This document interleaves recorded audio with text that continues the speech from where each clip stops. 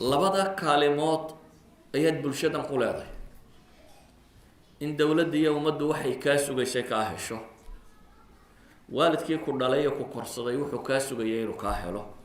labada kaalmood si lagaaga helo waxaad u baahantahay kow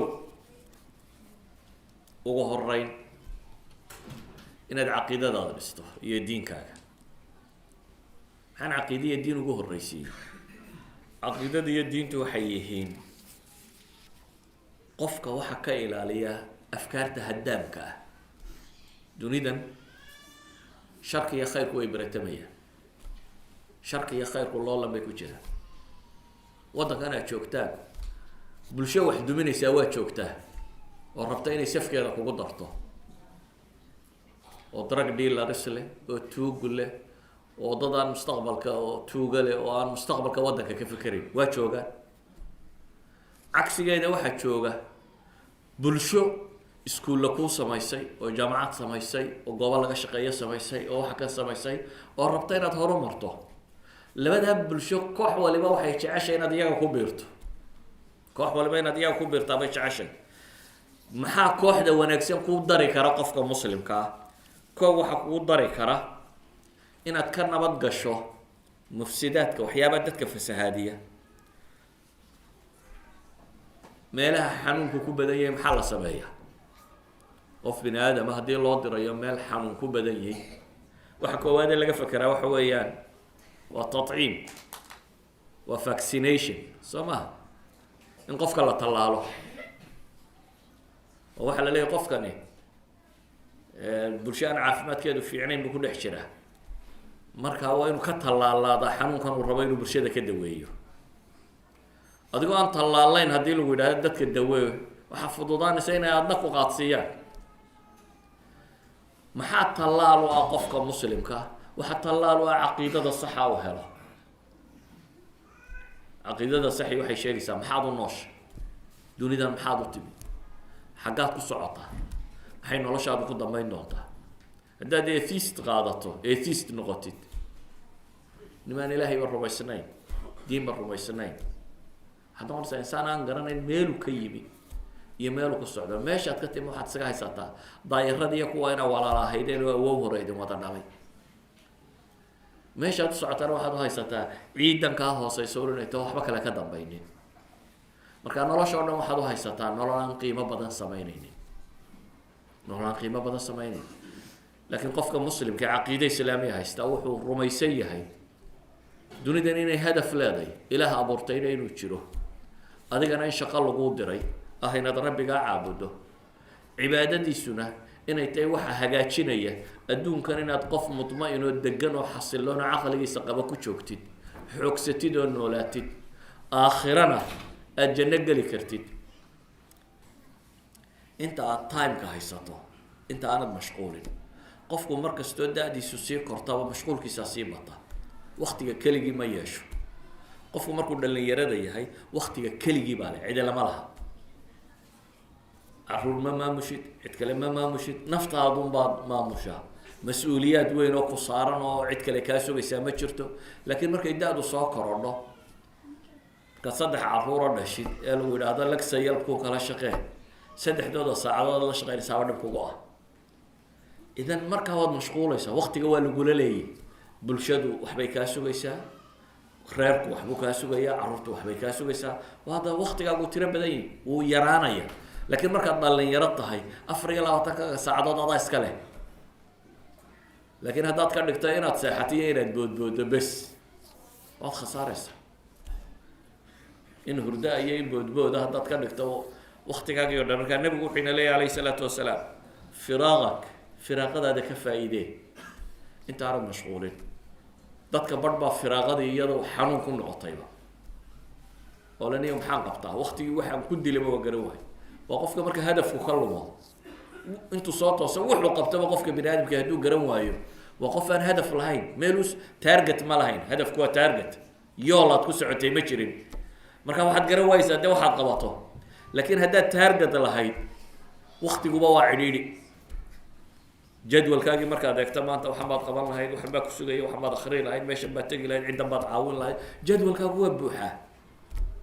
laakiin marka aanad hadaf ba lahayn jadwalba ma lihide subaxi markaa soo toostaa ma sodhaysa anigo saaka maxaad qabataa hurdada ma iskaga noqotaa waa ka wanaagsanaya aan islahayn suuqa ma gashaa wax uu qabto markuu waayo tolo iska seexdaaba nabigu wuxuu kaloo yidhi shabaabak qabla harimik ka faa-ide dhalinyaronimadaada intaanad gaboobin marka la gaboobo ama wakti lasoo gaadho caqligu wuu bataa laakiin jirkaa ku gabaya wixii aad ka fikeraysay ma wada qaban karaysid wax qor baad isleeday in yar haddaad qorto waad daalaysaa wax akri baad isleeday in yar haddaad akri waad exhausted baad soo gaadhay wakti uu jirhkii kuleeyahay waxaan ma qaadi kara baad joogtaa caqligiise uu kuu batay oad isleeday malaa wax badan inaad qabato ay ahayd dhalinyarada waa cagsiga inta badan caqliguna wuu korayaa jirhkuna waa markuu xoogan yahay waxaad rabto waad qaban karaysaa everything therefore waktigaad wax qaban karaysay haddaad waxba qabsan weydo hadhow waad calaacali wey berigaan dhalinyarada haddaasa waxaad qof aragtaan waa professor cilmuu leeyahy kan buu leeyahy macnaheedu waa maxay waktigu dhalinyarada habuu dadaalay weeyaan waktigu dhalinyarada habuu wakti bixiyey ilaan inta la riyoodo habeen inta la seexdo professornimada laguma riyoodo ama dhakhtarnimo inta la seexdo laguma soo riyoodo ama xoolo inta la seexdo laguma soo riyoodo laakiin waa maxay waktigii uu baahnaa inuu wax invest gareeyey harvest waktigii wax la goosanayana waxbuu goosta haddaad waktigii wax la beerayay seexatid maxaad u malaynaysaa inaad goosanayso dee markay dadku beeraha goosanayaan taad way engegnaanaysaa illa waxba kumaad ridin waktigii la rabay inaad ku rideen dhalinyaronimadu waa waktiga la rabo inaad wax harvest inaad wax beertid laakiin dhalinyaradu waxay isweydiisaa inta badan waa dee inaan shaqo tagaabaan karo war shaqadan iyo waxaan 10 sanadood ood soo xamaalaysay 2 sanadood 1 sano aad profession ku shaqaysaaba ka lacag badan 10 sano waxaad xamaal ka soo waday 1 sano markaad soo baxdo aad profession leedahay waxa ku soo gala waa wixii 10 sano ba ku dhaafay 1 sanaad ku keeni kartaa laakiin yay kula macaananay 5,000 iyo 10,000 hore idan waxaad u baahan tahay waqtiga kani waa waqtigaad investment ka sameysanaysay waa waqtigaad wax maal gashanaysay maxaad maal gelinaysaa cimrigaaga waxa laga rabaa inaad maal gelisaa waa cimriguna waa maxay waa secondiskan iyo minuteskan iyo saacadahan weeyaan cimriga lagu sheegaya waa inta markaad leedahay 20 sano aan soo jiray macnaheedu waxa weeyaan intaasoo minute iyo intaasoo second iyo intaasoo saacadood baan soo joogay maxaad ku qabatay haddaad wax gelisay harvest ugu fiicnaanayo goosashadu way fiican tahay haddaad waxba gelina ma fiicnaanayso saa daraadeed buu nabigu wuxuu leeyahay shabaabaka qabla harimak wa ghinaaka qabla faqrik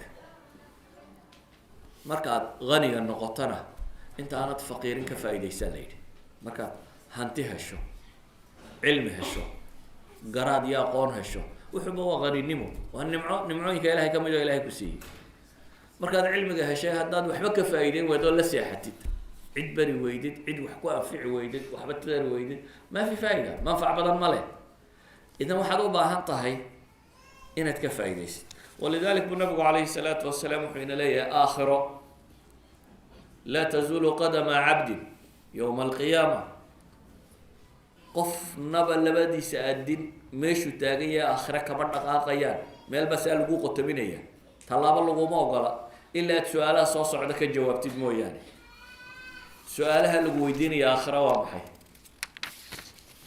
waxaa lagu weydiinayaa cimrigii maxaad ku bixisay cimrigaagii maxaad ku bixisay cimrigu waa inta aynu noolnay ee saacadale ee sanadale ee bilale ee caynkan saacad kasta oo kaa khasaartay aakhiro dhib bay kugu haynaysaa saacad kasta oo aanad waxba mid adduunya mid aakhira toona shaqaynayna aakhira dhib bay kugu haynaysaa saacaddaad xataa tarfiiha samaynayso saacaddaad nafta picnica yara gelinayso waa inay noqotaa saacad macnaheedu yahay ta dambe si ay midho badan u goysid waayo haddaad shaqada isku xidhiidhiso saacadahaaga dambe waxay noqonayaan saacadaan midho badan dhalaynin matalan waxbaad akhriyaysa 2 saacadood baad akhriyaysa waxaa laga yaabaa saacadda ku xigta waxaad akhriyaysa inaad wax yar ka fahamtid laakiin haddaad in yar tanshiid yara samayso koob shaaha yara cabtid wax yara qabatid waxaad kusoo noqon kartaa adigoo maxay haddana more energetic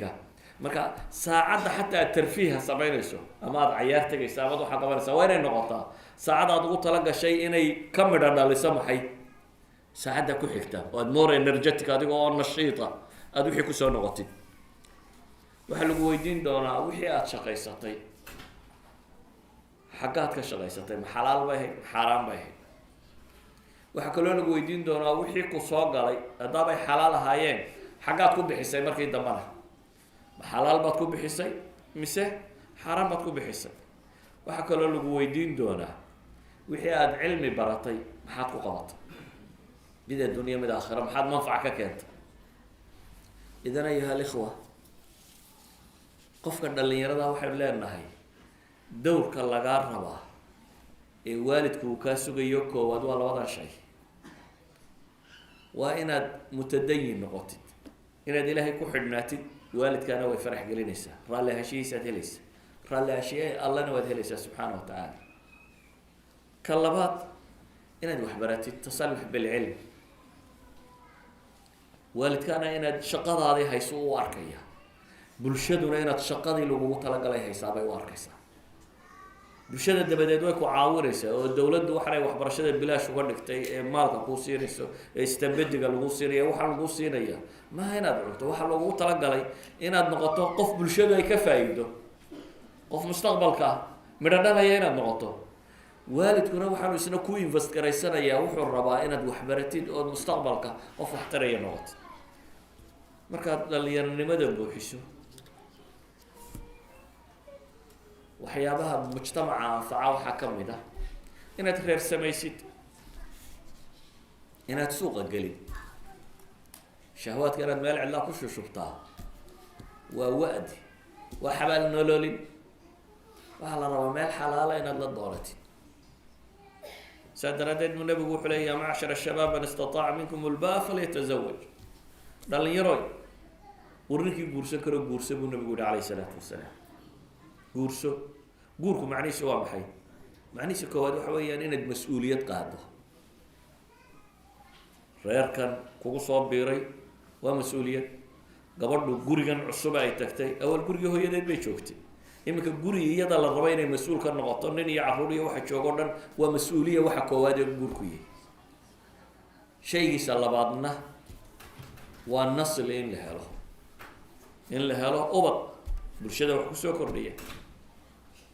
shaygiisa saddexaadna waa dhowrsooni, in la helo xumaha inaad ka dhowrsanaato. dhowrsoonidu bulshaday dan u tahy. maanta xanuunada ugu badan ee yurub ku faafaa can ariiqi zina bay ku faafaan. xanuunada ugu badan infectious diseaseska yurub faafa, meelaha lagu faafiya ugu tirada badan leh waa galmada xaaraanta ah. waayo ninku hadduu ku koobsado cidduu guursado, gabadhuna ay ku koobsato cidduu guursado, xataa iyaga haddii xanuunu ku dhaco iyagu ku koobnaanaya. laakiin haddii suuqa maanta caawa la wada galo discoteega oo berrina discoteeg kale la wada tago, iyo tobori mid xanuunsanaya hadduu soo galo usbuuc mooy magaaladoo dhame sumoobaysa. laakiin hadduu guursado xataa isaga iyo gurigiisunbuu ku koobnaanaya, waana laga daweyn karaa. idan bulshada dhib bay ku tahay zinada tan iyo waxa kani, bulshada baaba-eeda weeyaan. adigana dhib bay kugu tahay. waxaa guurka loo sameeyey markaa waa maxay? waa lilixsaan, inaad dhowrsanaatid, bulshaduna kaa dhowrsanaato, xumahaaga iyo dhibtaada bulshaduna inuu ka baxo. saa awgeed buu nabigu wuxuu leeyay dhalinyaro ninkii guursan karo guurso. shayga labaad, haddii aanad markaa guursan karaynin, markaa waxoogaagii adduunka aad rabtay isuguma kaa beegmin, guriga yaraa wixii aad doonaysay islamaad helin, ama si kale aad mashquul uto waxbarasho iyo wax kale meel kale raafka kugu haysa, prioritiskaagii kala horreeyey baanad qaar weli buuxin. markaana nabigu wuxuu yidhi facalaykum bisawm, sooma baa la yidhi fa ina lahu wijaa. yani mar kasta dhowrsoonidaada ilaali, markaana isku day inaad soonto, isku day daaqadaada inaad si kale u tafriiqiso, enerjigaaga inaad wax kale ku bixisid. haddaad waxbarasho iyo qiraa'o iyo kan ku bixisid, gabadh uma baahanaysid. haddaad se t v-ga iyo dhereg iyo sariirtoo la jiifo ku bixisid, habeen iyo maalin ba waad fakeraysaa, ila shaqo kale ma hayside. caqligaagu mashquul maaha, jirkaagu mashquul maaha. habeen iyo maalba intaad wax cunto haddaad sariirta fadhido una t v-ga daawatid, lagu hayn kari maayo.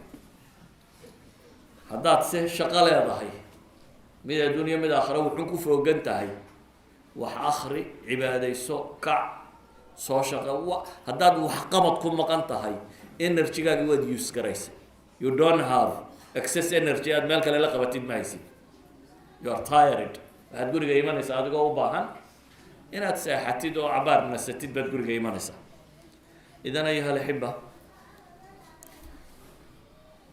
abrazu taxadiyaat dhalinyarada hortaagani waxa weeyaan altazyiin waliqraa galbeedka dadka wax lumiyaa waxbay qurxiyaan oo maldahaan discoteega iyo aflaamta iyo waxa kan maxaa boqolka laydh loogu shidaa waa in lagu waalade yani shaygu markaanu xaqiiqo ahayn jirta manfaca dunya aakhira toona lahayn waxaa la isku dayaa in la qurxiyo ilaa qofka caqligiisa lagu qurxiyo ay wax qurux badan la kuula ekaato waxaa lagaga badbaadaa waa inaad ashyaada xaqaa'iqdooda ogaatid xaqaa'iqda waxaa lagu ogaadaa can ariiq alcilmi walcibaada inuu qofku wax barto oo cibaadaysto dhalinyarada waxaa hortaagan oo bulshada waktigan dhibta ku ah waxaa ka mid a dhaqan xumada bulshada ka dhex jirta oo siiba da-yartan dambe bulshadoodu ay tiro badan tahay dhaqan xumooyinka jira dhaqan xumada maxaa lagaga baxaa laba shay altaqwa walcifa inaad ilaahay ka cabsatid oo ilaahay wuxuu qur-aanka ku leeyahay waman yataqi llaaha yajcal lahu makhraja qofkii ilaahay ka cabsada ilaahay wuxuu sameeyaa ayi mashkila nololeeda ka hor timaada wadda u ka baxo ayi mashkila nololeed